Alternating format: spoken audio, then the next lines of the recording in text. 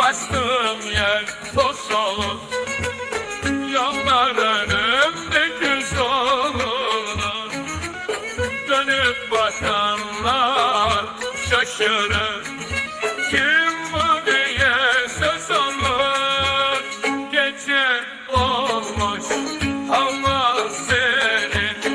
Çık dışarı hadi gelin. Dostlar benim böyle gidelim.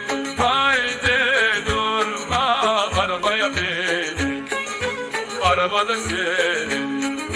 Nerede senin yerin? Nerede senin yerin? Sabah olmadan salmam derim.